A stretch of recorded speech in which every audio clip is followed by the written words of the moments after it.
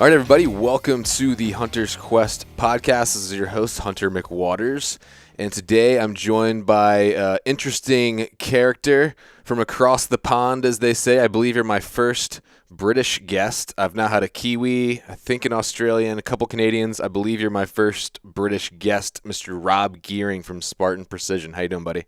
I'm doing very well. Well, I'll take that. Thank you very much for the invite, Hunter. Yeah, man. I actually was in New Zealand a few weeks back. That's a pretty epic part of the world, isn't it? I haven't had the chance to go yet. However, I got invited by my first Kiwi guest a few weeks ago. And I tell folks, like, don't invite me places unless you're serious, because I will buy a ticket and show up. So. Oh yeah, you've got to do that. That is Yeah. definitely, before you leave the planet list, you've got to do New Zealand. Yeah. And I would say, I mean, a lot of people could justifiably argue against me, but I'd say it really is the mecca for proper alpine hunting. Yeah. They've got some fantastic mountain ranges. The scenery is epic. Weather can change quickly. Well, anyway, you've got mountains, that can happen. And the guys out there tend to be very fit and very capable hunters. And it's a great place. I've got a lot of fondness for New Zealand. Absolutely. Lots of opportunity, lots of cool species that you can't, like the tahr, for example, you can't really hunt them on their natural home range, but you can in New Zealand. So yeah, I'm looking to try to do that. If it works out, maybe in 24. If not, definitely in 25. Definitely want to take advantage of that, man. Well, I was actually meant to be out there now. Oh yeah. NZ Hunter TV, some friends of mine, and we were going to do an alpine bit of ice climbing, go and try and shoot a chamois and a tahr, helicopter in, climb this mountain, come out. They had little one-man whitewater rafts all set up the other side, and we were going to bow it out. Sounded epic, but I've had this ongoing hernia problem. I'm an old man now.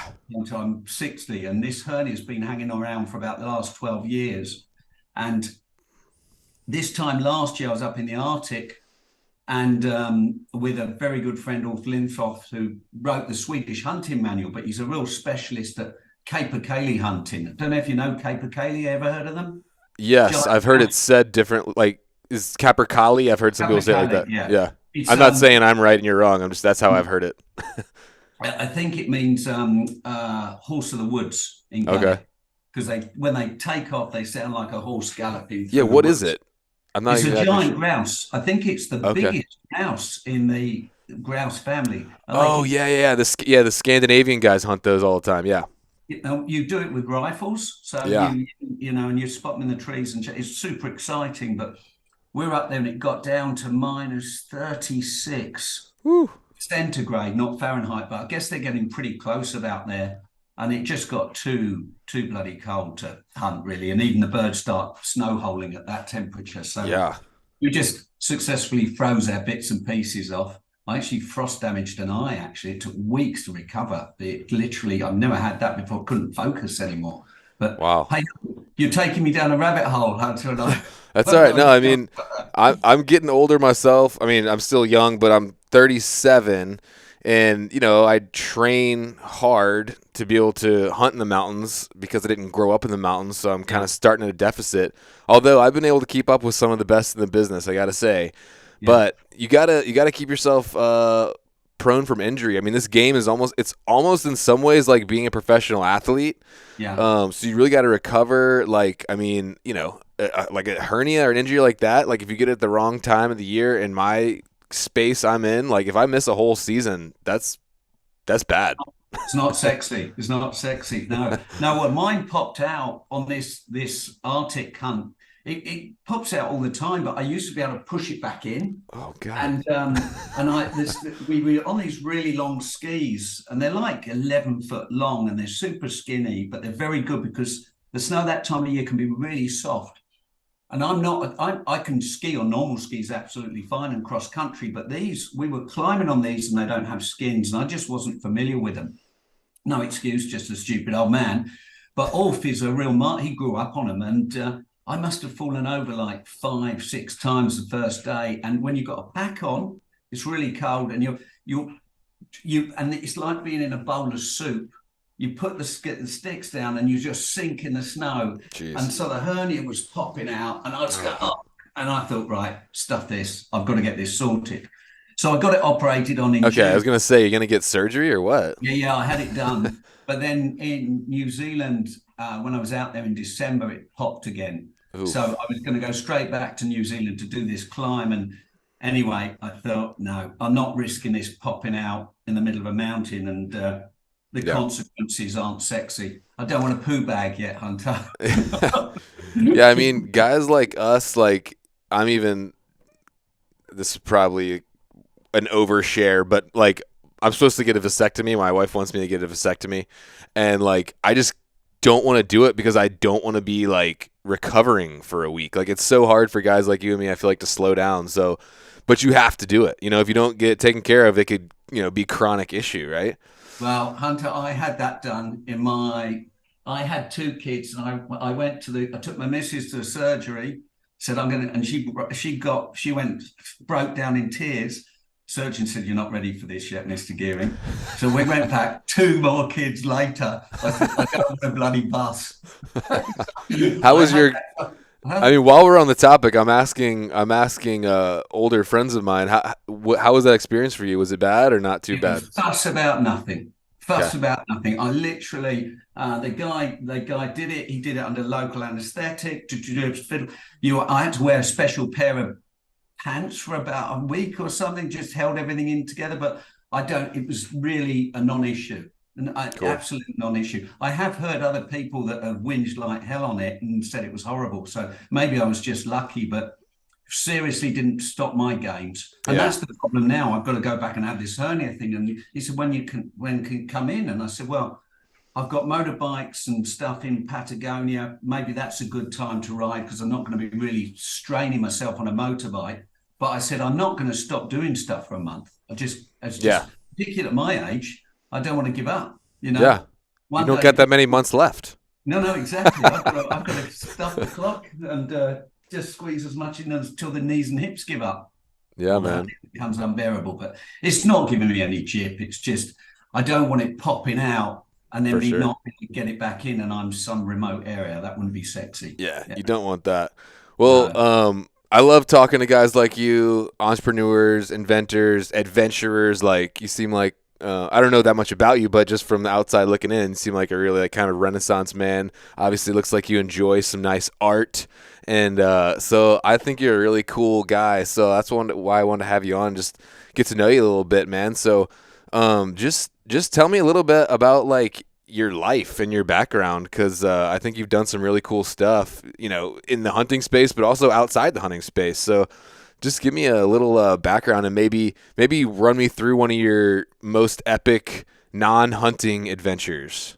Yeah, yeah, we can do that. So, sort of first off, I mean, I wouldn't say I love hunting, I love fly fishing, love climbing.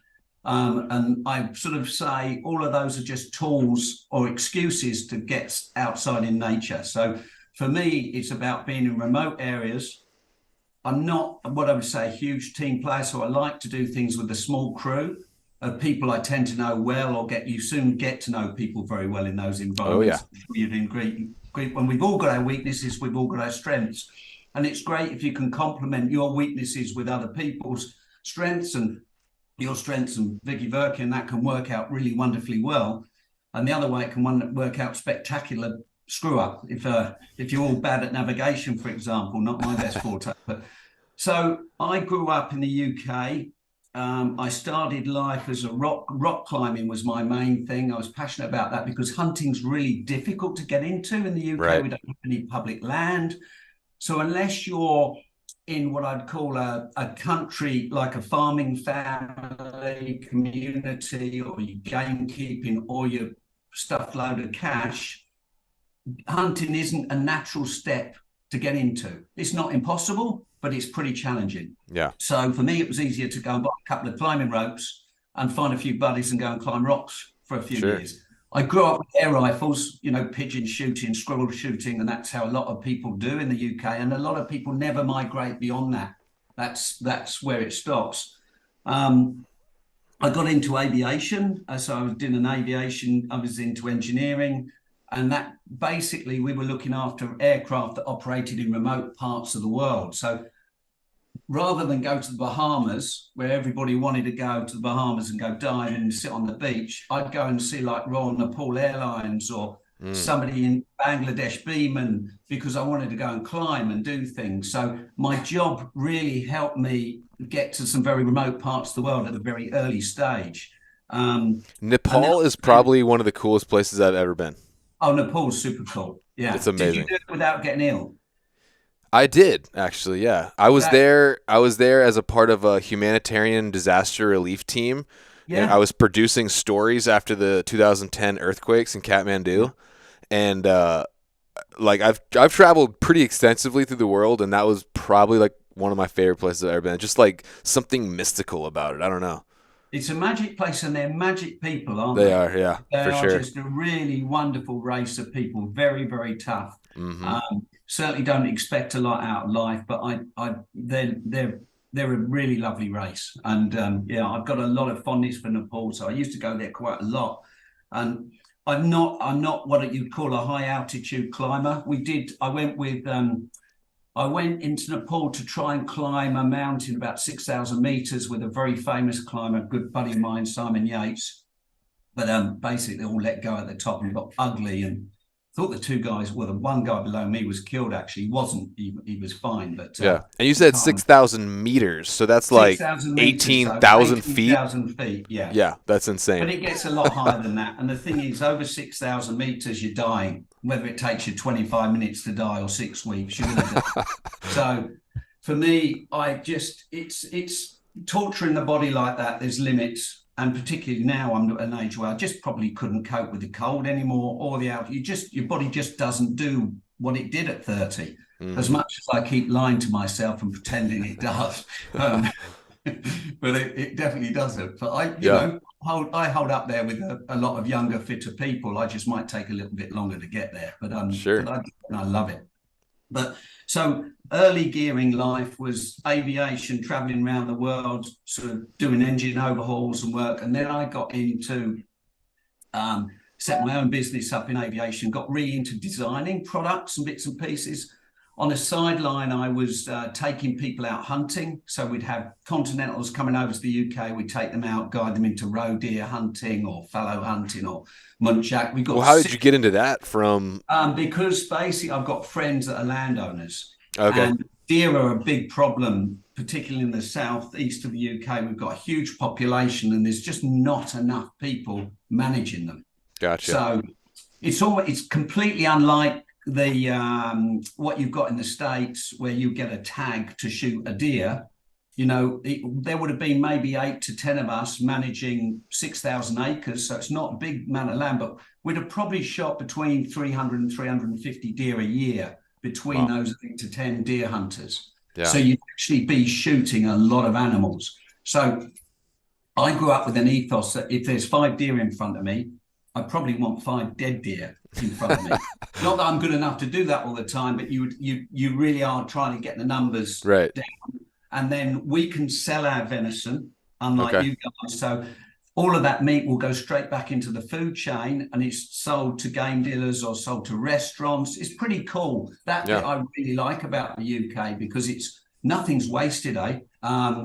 And I'm not saying it's wasted in the States either. It's just a different mechanism. Sure. And we need that because there just aren't enough deer hunters in the UK managing the population at the moment. That's funny. Like in UK, there's too many deer, not enough hunters. In the US, there's too many hunters and not enough game.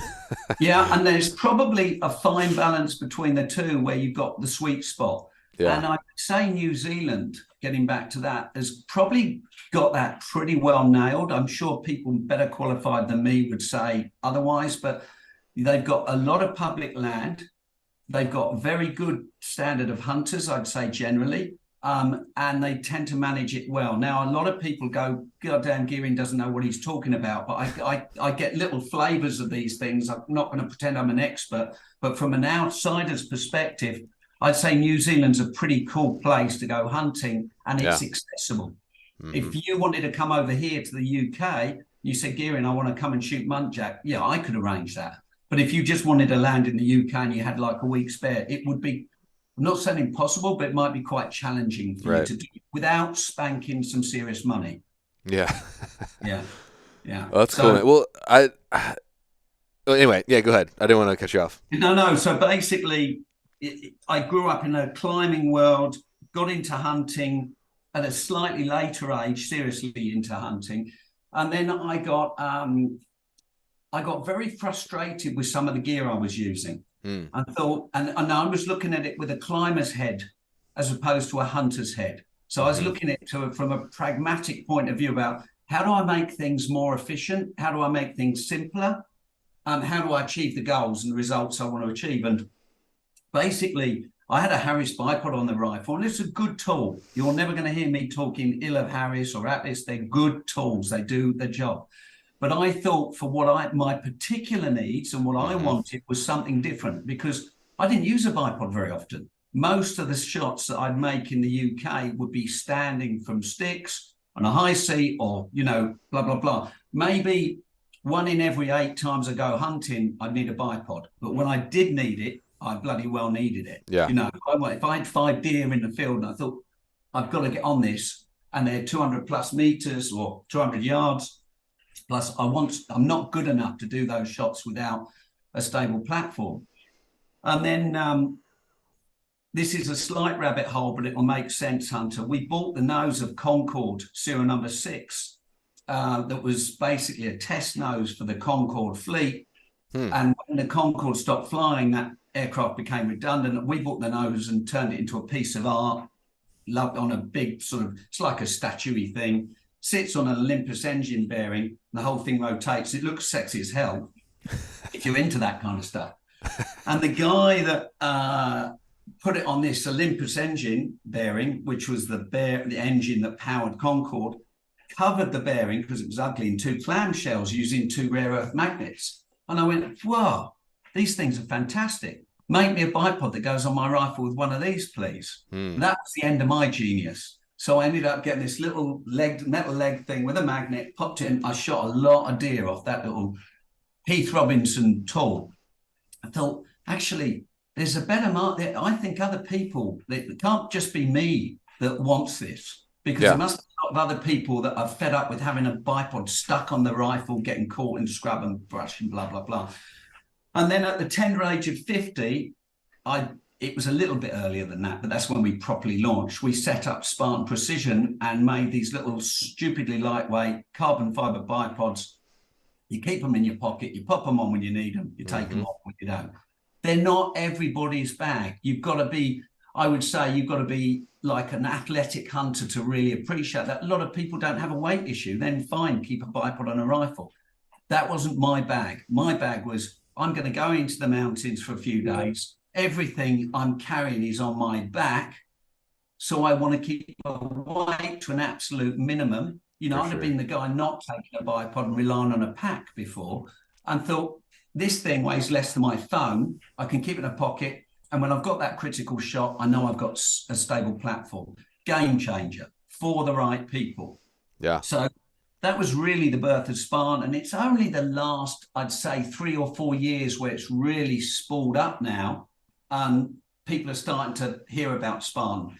I think if you're people like you, Hunter, and mountain hunters, a lot of people know about us, but there's a lot of people that don't. And I totally get that, because we're doing a very specialist product. They're a bit like, it's an athlete, really. It's a long distance runner. It's not a shot putter. It's not, a heavy lifter. So that was the birth of Spartan, and that took my life, getting back to the life story, into a completely different channel.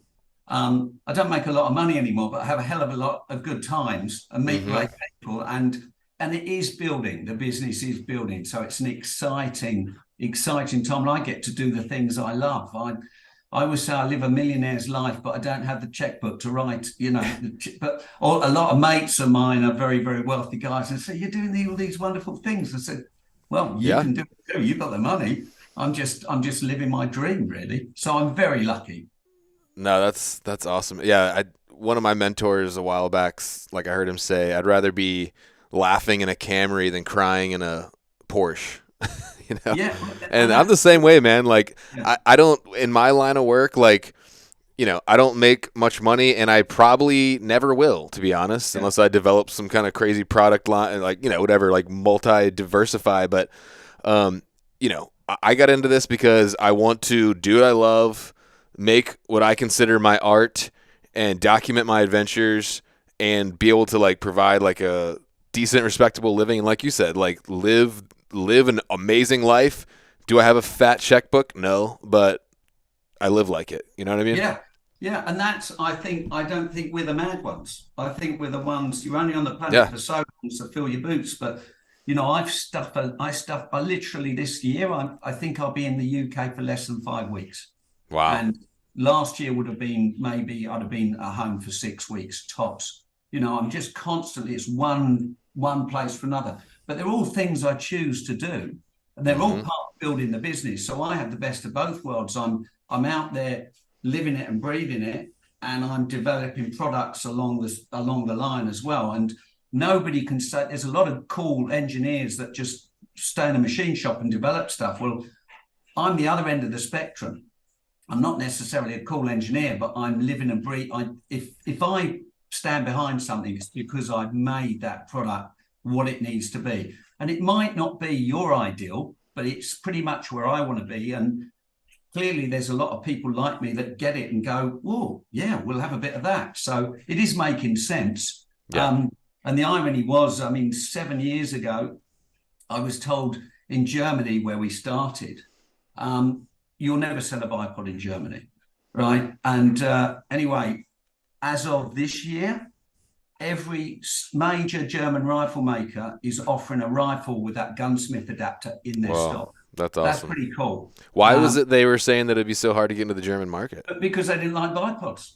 Oh. They didn't like bipods on the rifle. Well, we've answered that now because you just have the little adapter in the rifle and you can stick the bipod on afterwards. But Yep. I don't want to turn this into a Spartan. No, it's cool. I mean, It's, I've been using y'all's products since I started backcountry hunting.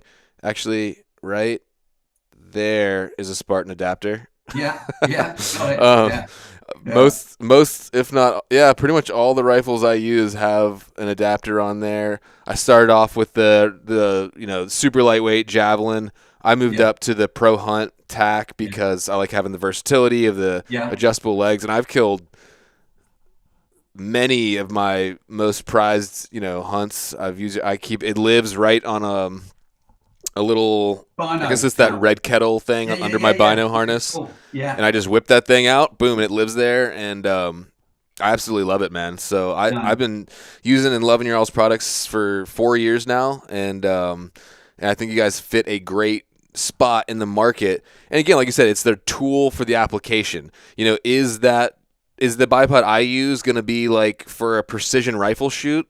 Probably not, but that's not what I do. Like, I'm a no. backcountry hunter, and you guys do make bipods that are more designed for precision rifles, but you got to pick the tool that's right for the job, right? But that's the sweet spot, and you get that, and a lot of people get it, but there's also a lot of people that don't, and I always get quite frustrated. People compare us with other, but I said it's not. It's a specialist tool, and it Right. really is a specialist tool, and it's quite niche. I said it's not for everybody, and I said if I was on the range, yeah, I'd be happy to use an Atlas or a Harris or whatever, but Yeah. if I'm not a big guy, I don't want to carry anything. This tool does what I need it to do, and with the fact that you can cant them and Yeah. orbit with them, that's a real game changer for hunting. But I was contacted by your US SEALs, God, a long time ago, and they said, we really like your idea, your bipod. And I said, well, it's for hunting. And they said, well, we hunt people. I thought, well, fair enough. So I went and spent some time with them, and we developed some other products. And really, it's only this year that now the defense products are where I'm super excited about those. But that's a whole different family of products. And sure, if I was a tactical shooter, I think you call them NRL or NRA shooters, that what we're doing now is very much fits into that bracket. Yeah. But I won't even make an adapter for a conventional hunting rifle for this system because it's not an alpine tool. It's something else.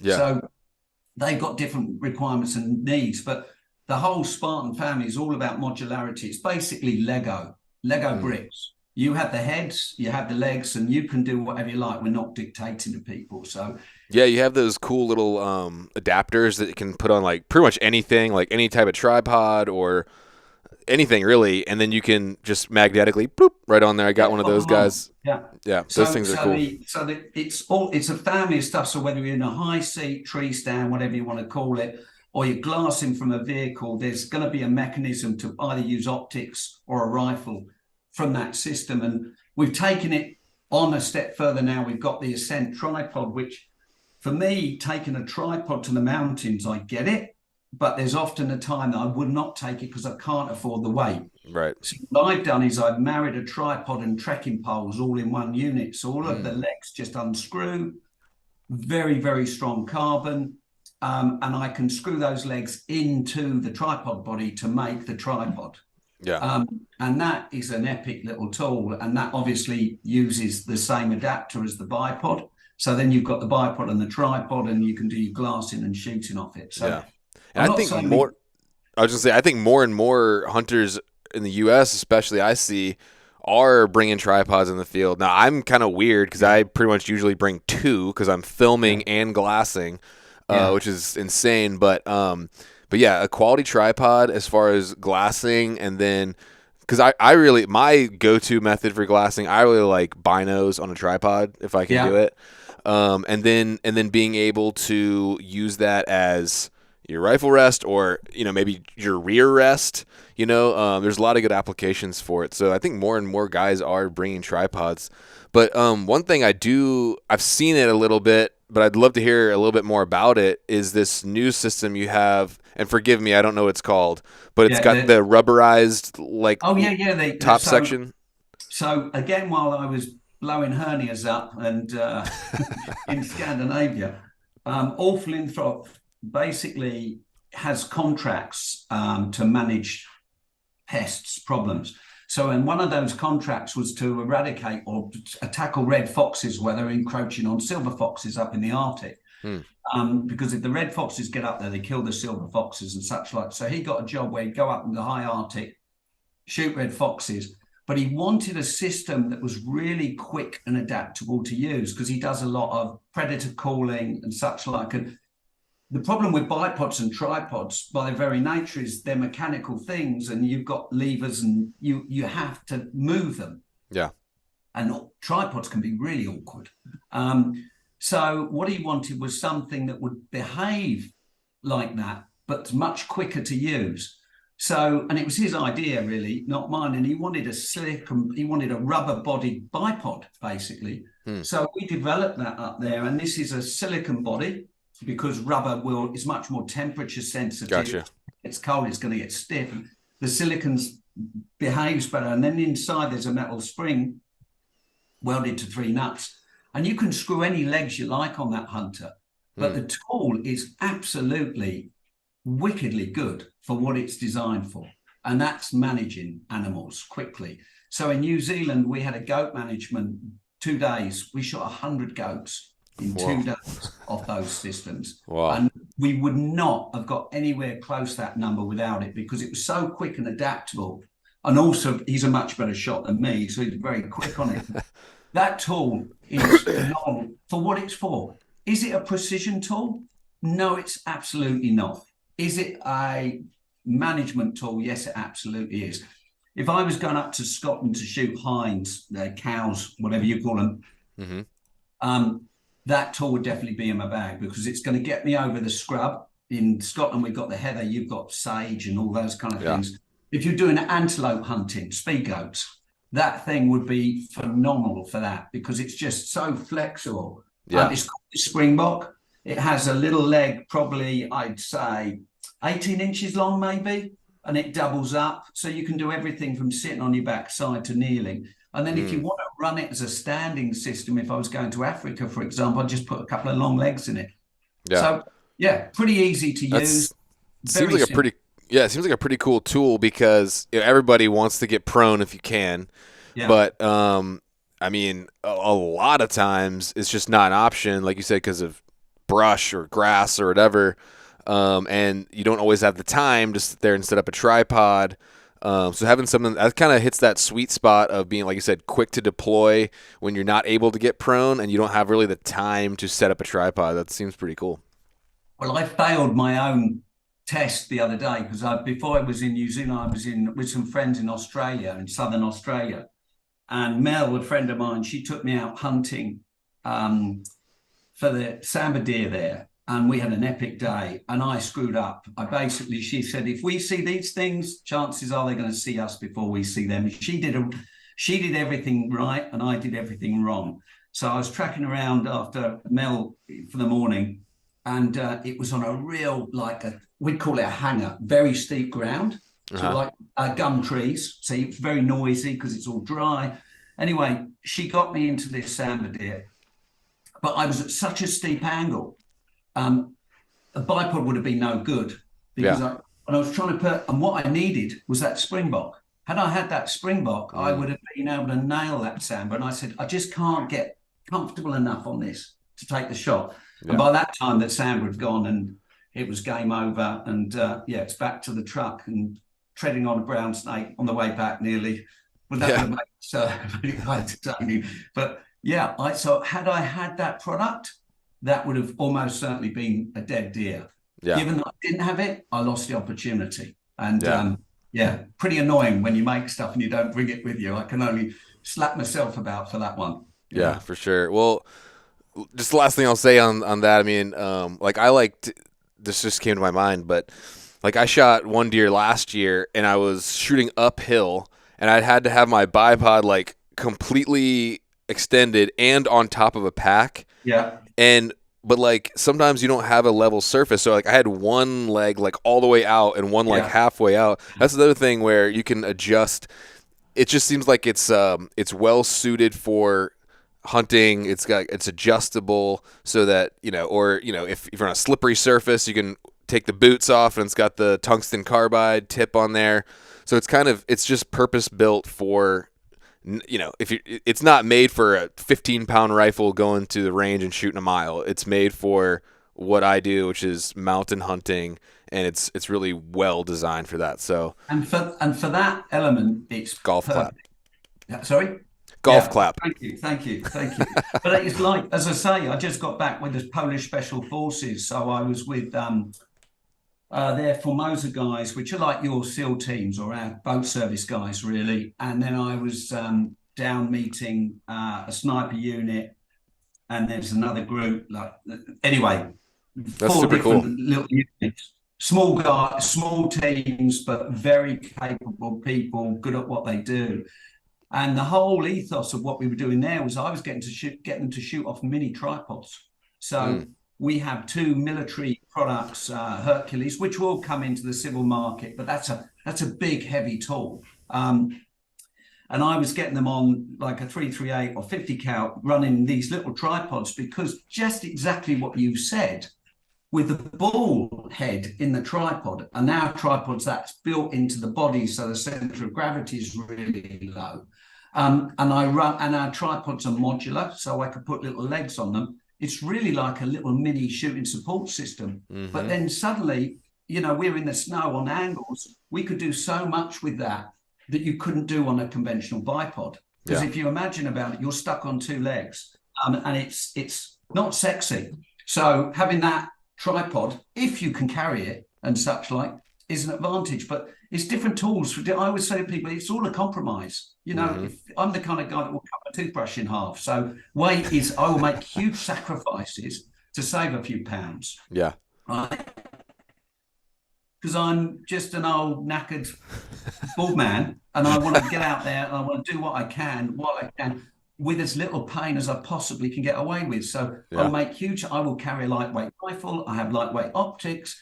I don't want heavy systems. If my trekking poles can turn into my tent, that's me. But it's not for everybody. We're all different. 100%, man. And that must be really cool. Oh, were you going to say something else? No.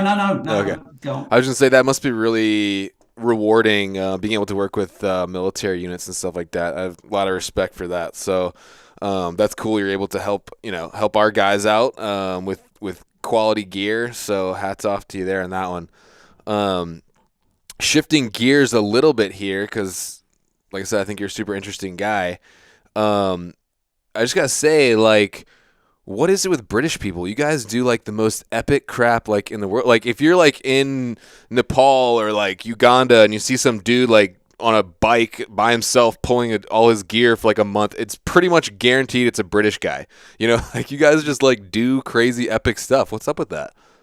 I don't. It's a very. You're probably right. I mean, next year we're planning to walk across Greenland. Yeah, I heard My about that on the Backcountry Hunting podcast. That sounds yeah, amazing.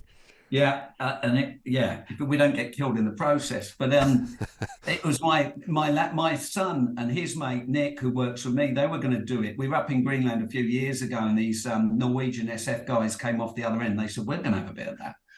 So I said, "You're not Nice. going without me. You're going to drag an arm." So and we might take. I've got a friend that's a one-legged sniper. Oh, it's a comedy of errors, this. And anyway, so we'll probably do it for a military charity, Cool. amputees and blah, blah, blah. And so that's what we're working on at the moment. And we'll probably work with some sexy brands and basically try and get a bit of TV cover on it. We'll make a film. But yeah, start at the East Coast, pop off at the West, avoid the polar bears. They're not a problem in the West, they're a problem on the East. I did some climbing in Greenland a few years ago, and the East Coast is a lot more bears down there than there are on the West. It's really not an issue, but yeah, it'd be pretty cool. Yeah. It's just something In about like both I don't know if it ways. goes back I Yeah, don't know if it goes back to oh sorry, I don't know if it goes back to like the old like colonialism and like exploration or something, but like I don't know, I just feel like there's something about British people that you guys just do epic stuff. Like one of my favorite like non-hunting adventure films ever is Long Way Round. Have you seen that with Ewan McGregor? oh, yeah.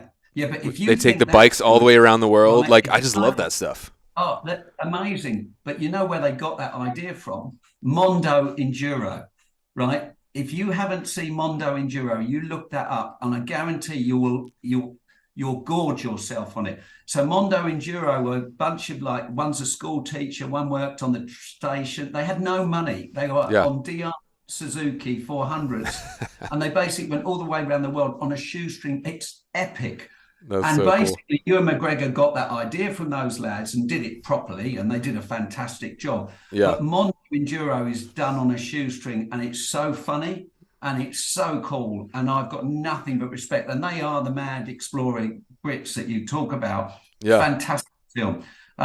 I'll have to check And yeah, that I'm out. sure That because I'm sure you'll like it.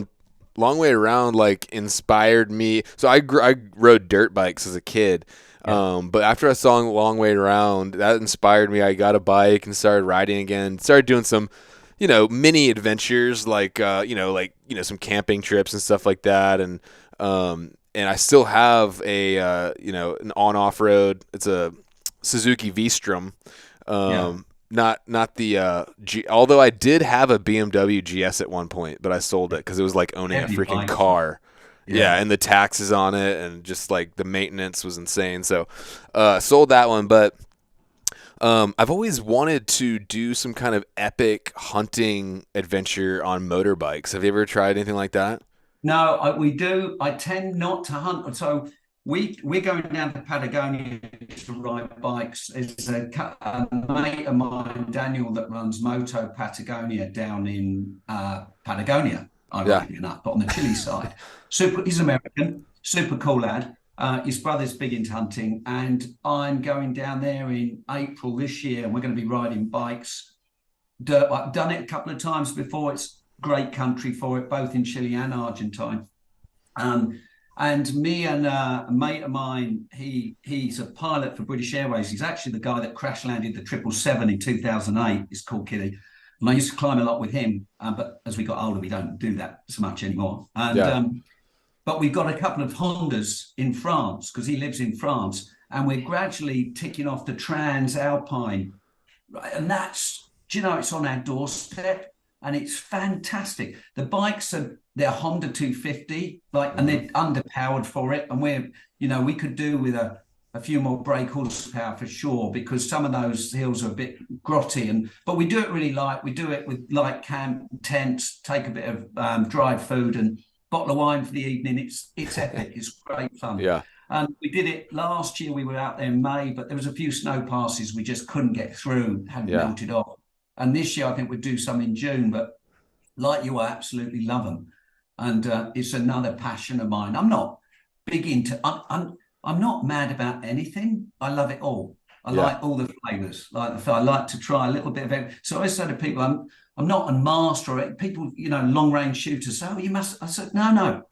I've got my binoculars. It's 400 meters. I'll do my turret. Job done. Yeah. Right. But if I need more skill sets than that, I know people that have got those skill sets. Yeah. So I can call upon about like some of the world's best people to help give me that knowledge. I'm probably a difficult person to teach stuff because I'm not a brilliant. I have to be passionate about something, and I'm always trying to look for the simplest way to move from A to B.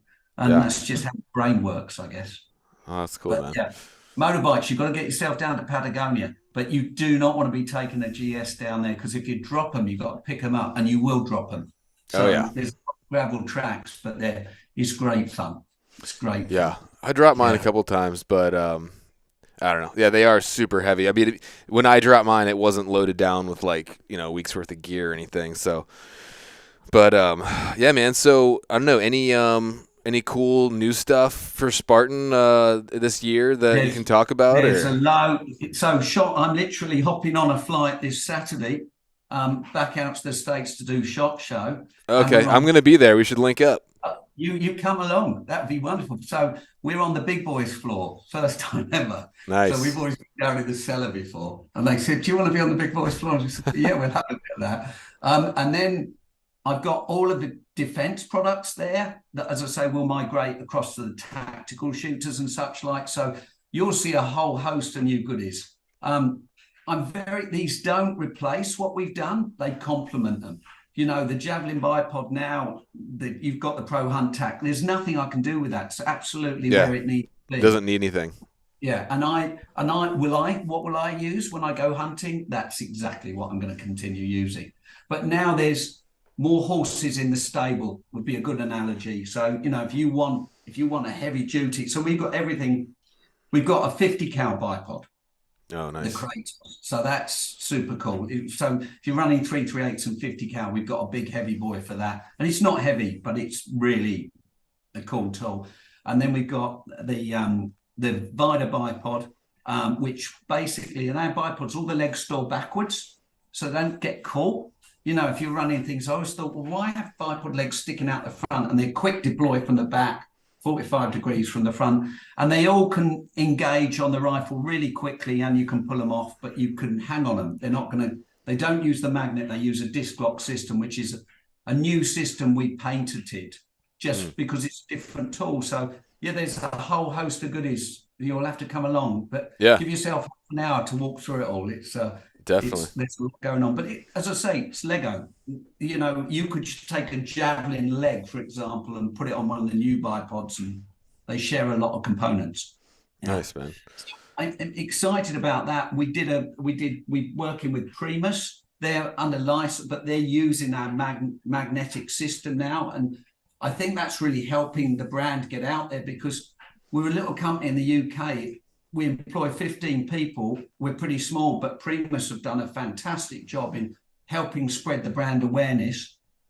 And, we're not going to get rich out of that, but it helps the name and it helps the knowledge. And people, can migrate to our stuff, or they can go to Primus. And we're different market sectors, so I don't think it's a nice relationship because we're not really competing in each other's turf.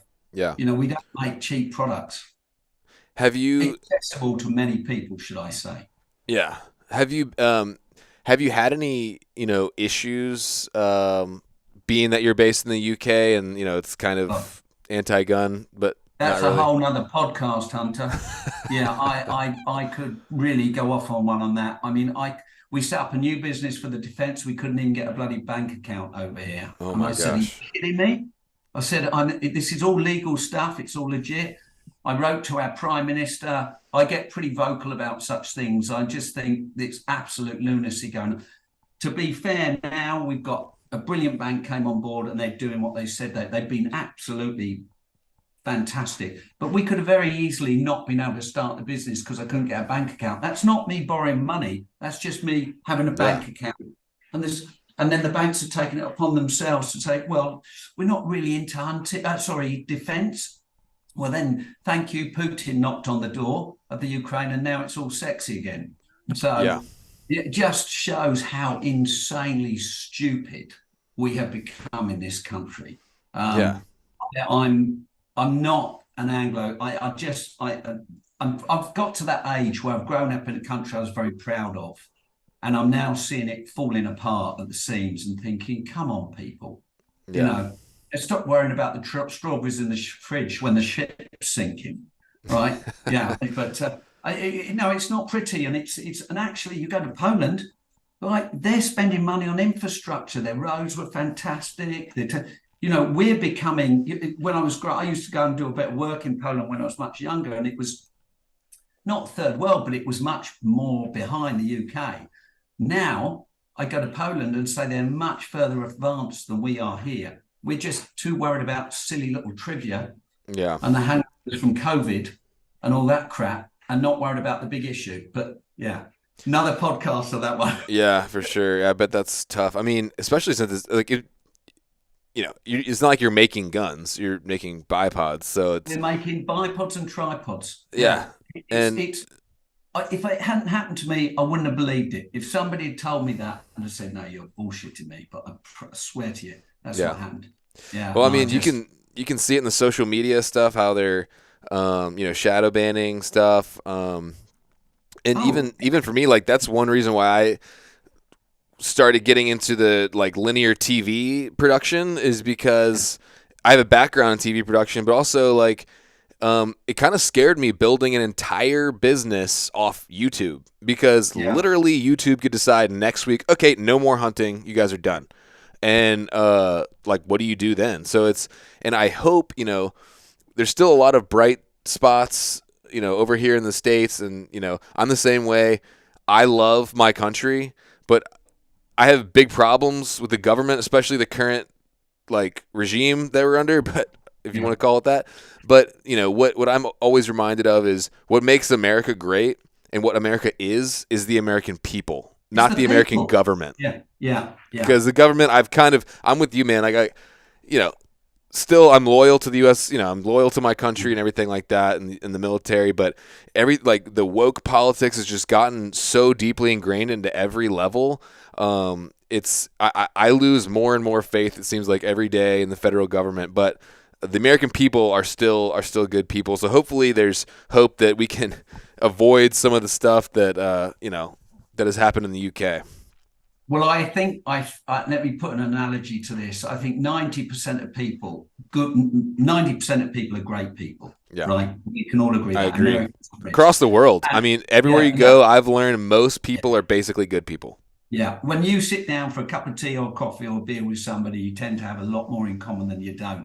For sure. I think what's happened is we've all sat there, and I'm guilty as the next person, and let this kind of crap build up, and we've sat there and not done anything about it. I actually think I'm a little bit more positive now than I was a year ago. I think people have had enough, and I think people are saying, I'm not interested in which toilet you go in, right, or what you're into on sex and such, like whether you like men, women. I'm indifferent to it. I don't care, right? But don't wear it as a badge and don't make it as a statement. And if you are really that bothered about it, go and spend 24 hours on the Ukraine front line right now, and we'll seriously discuss which toilet you want to go into, right? I'm just so done with it. And the problem is I'm quite direct speaking about things like that because I need to be. I think we all need to be saying, piss off, guys, not interested. You can dye your hair pink, but don't wear it as a badge, right? It's nothing worth celebrating. What your sexuality is in your entirely in your behind your. You do what you like. I'm not judging you for it. But don't make it a statement, and don't feel the world owes you a favor. Right. And try to impose your values on me and my children. Yeah. Your values. I posted something on Instagram a couple of years back about a kid, an Afghan giving their baby to an American soldier. Right. And I said, now that gets my attention. That's somebody that doesn't even know whether they've got a future, that's giving up their most precious precious thing to somebody they don't even know because they know it's a shitstorm. And you have the audacity to talk to me about what cross genders? Not interested, mate. Yeah. Not interested. Yeah. So it's that important to me, right? Yep. And I think we've got to start banging that back now. And when people get offended about pronouns, do you know what I would swear now if I could? I'd say, I'm not interested. That's Yeah. me politely responding. It's just not even an issue. Yeah. The world's gone mad with bollocks, and we need to debollock it. Bollocks for sure, man. Yeah, sorry, Hunter, but that's the ranting of an old man that's just been on the No. planet probably too long. Rant And away, man. yeah, and grown up in a situation where it was very good and comfortable. And we could blame it all on supermarkets. We could blame it on all sorts of things. We've distanced ourselves from food. We've distanced out. We use like a contraceptive for everything now. Everything's about protecting Yes. and not actually engaging. And that's why people like you and I go to the mountains, isn't Yep. it? To get a bit of sanity and therapy and switch off. It's weird. It's almost like the system or whatever you want to say is like trying to get us further away from what makes us human. Yeah. Like our gender, our Yeah. connection to providing for ourselves, our freedom, our, getting our own food. It's like they want to make you live in your pod, eat crickets, and be a genderless like freak with no identity. Well, who's the Microsoft guy? What's his name? Bill Gates. I mean, his plans, that guy, I'm sorry, I don't Evil. want to be on a world. Yeah, I don't want to be on a world where I'm eating your stupid grown protein, right? Nah. The whole thing, the trophy is a perfect word. People go, oh, they all get their knickers in a twist about trophies. And I say, it's just the language we're using, people, right? A trophy is a memory on the wall. You've got lots of them behind you. Put a smile on your face, but you'll remember the whole thing. You remember eating the meat with your. It's almost a celebration of the animal, right? Totally. That's how it is. So trophy is just the wrong word. No, and people use it and twist these things in a way that actually is completely wrong, but stupid people listen. Yeah, there's so much ignorance too, because I mean, if you really were to break it down, quote unquote trophy hunting, where you're selecting a old mature animal, is actually better for the herd. Like you need to take those guys out and let the young bucks procreate. And yeah, I mean, it's the hunter's dichotomy. Like I love deer, I love antelope, I love elk. I also love killing them and eating them. And I love sitting around the table with my 3 kids, my wife, my mother-in-law, and saying, and like remembering suffering, carrying that caribou through 5 miles across the tundra, and we're sitting here now, and checking in on an airplane and going buying dry ice and all that crap, so I can sit here and enjoy this and just have that reward and the health benefits too. But yeah, I mean, I have these skulls here, but like I said, that's just a remembrance of the moment. And for me, the real, it sounds cliche probably, but just as much as the antlers, the trophy for me is sitting there and enjoying a meal as a family, knowing that like I went and got this animal. But it's not cliche, and we should be proud to say it. And the thing is, isn't that what being human is? Yeah. Like, isn't it? It's only the last 20 years where it's suddenly become not sexy to do these things. Yeah. Every vegan that is on the planet today is a result of somebody that's gone and killed things. Right? Oh yeah. Yeah. Yeah, so it's the rules are changing now, and they're just insane. And as you say, I think there's always the dark horse, but 99% of the hunters out there really love the animals, the reason we still have hunting is because people look after environments. You only need look at Africa, where they banned hunting, and look at the disastrous consequences. Oh my gosh. That. Yeah. I've been to Uganda. We drove for like 6 hours through the countryside. I did not see one single wild animal like anywhere. Like they're just not there, except for in areas where they're managed for hunting.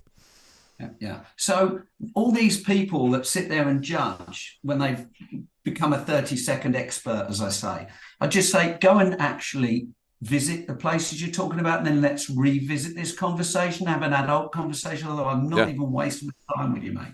But or go check out how inhumane a modern meat operation is compared to hunting. I mean, it's ridiculous.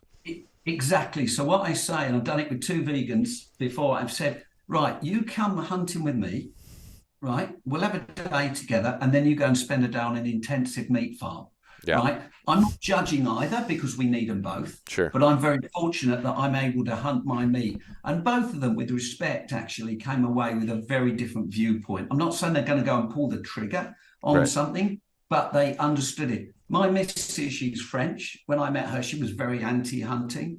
She's not a big meat eater, but she actually has got to a stage now where she said, well, I almost feel a hypocrite not hunting. And I know if it went wrong, and it can go wrong, and it does go wrong, it would upset her tremendously. So Sure. I've actually said, don't pull the trigger on it, darling, because if you shot one and you never forgive yourself. Yeah. And as a hunter that's hunted a lot, I have made my fair share of mistakes, Sure. and I We have all to do. go home and live with the consequences. And any real hunter will actually acknowledge that and say, I don't feel good about myself, but it happens. But Mm-hmm. that's part of life, isn't it? Things 100%. don't die well in nature, right? No. You see all these wildlife programs where they name all these, like Jimmy the lion or Sid the leopard. Well, they want to see Sid the leopard when it's starving out, or the rhino that's starving because its teeth have gone. And Yep. that's where well-managed game hunting, trophy hunting, if you want to use that word, whatever, really comes into its own.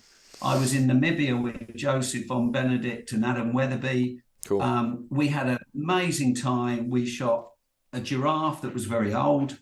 4,200 meal portions we worked out that giraffe would have Wow. done for the local community, right?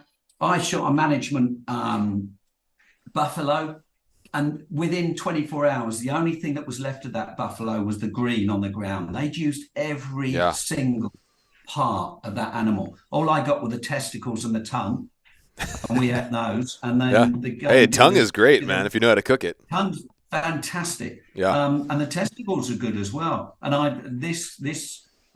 was in Mongolia this year with some American mates, and we had a great time hunting ibex.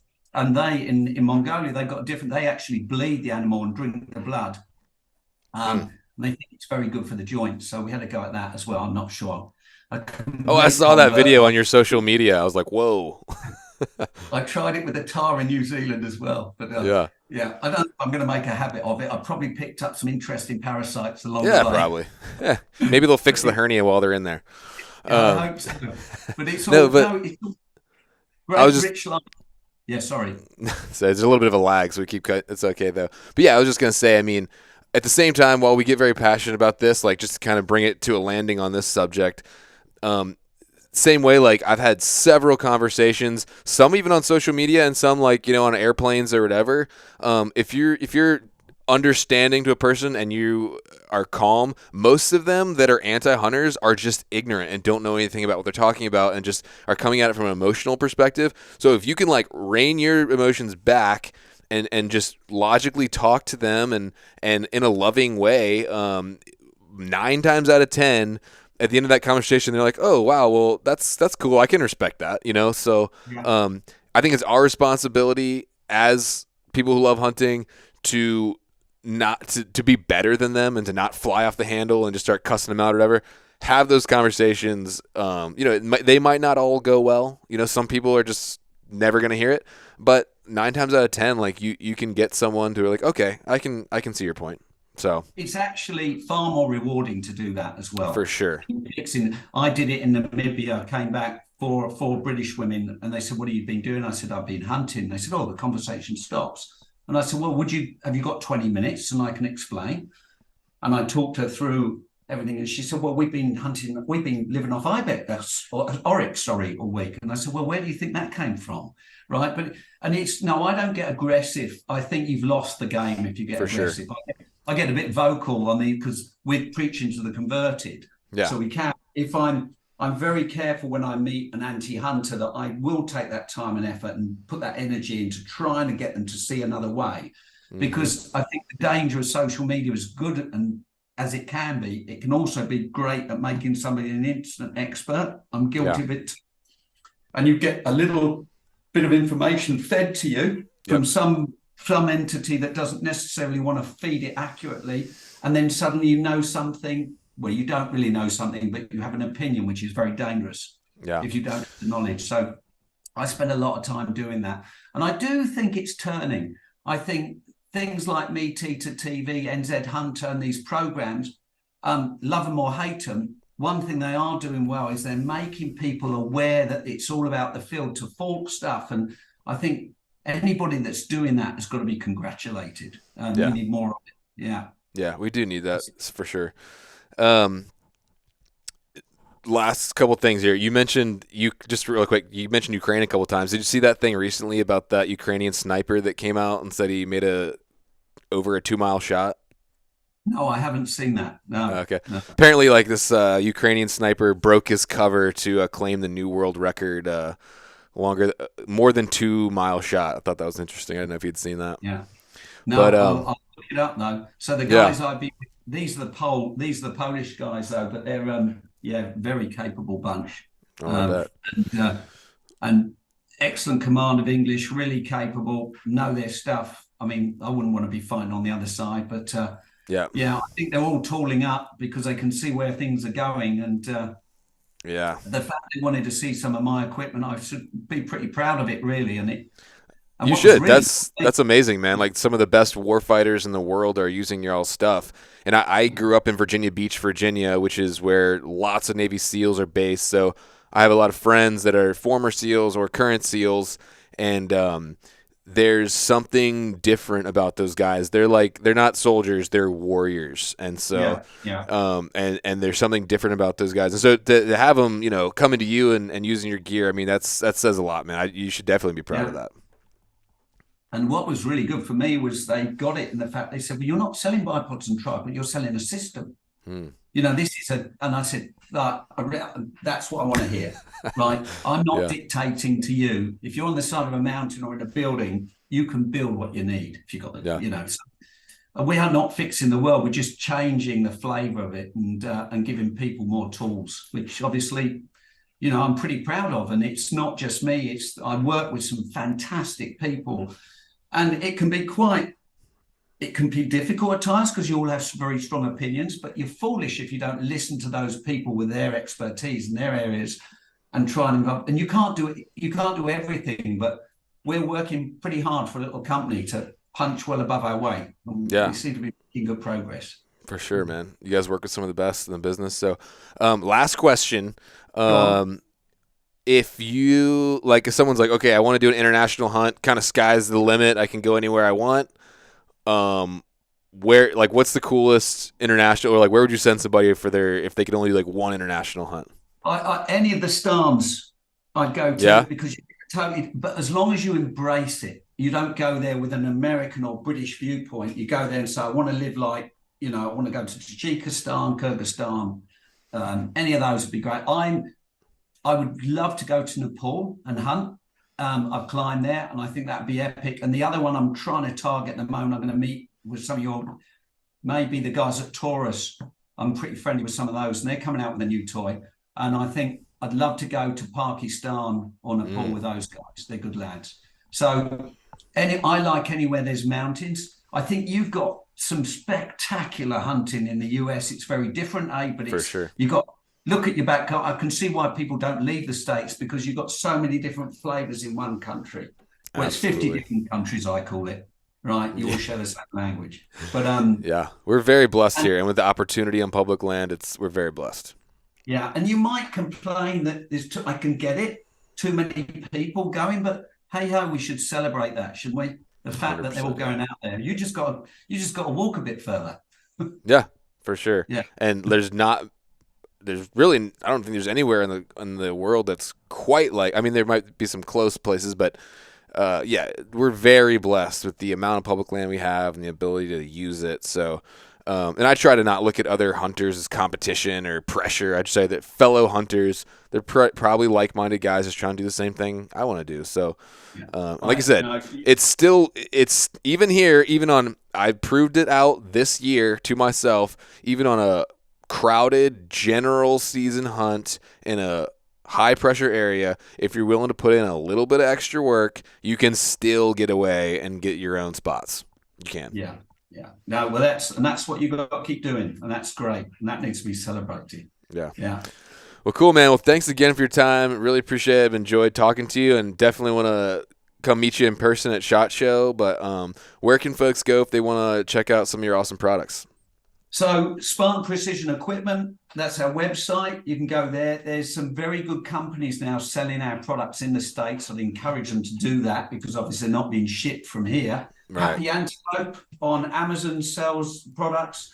Amy at Branded Rock Canyon sells it. G4 Archery, they're over on Oregon Way.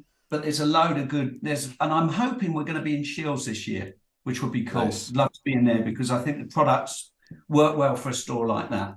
For sure. Well, cool, man. Thanks again, and look forward to meeting you in person at the show. Look forward to seeing you in a week or two, Hunter. Yeah, sounds good, man. Thanks.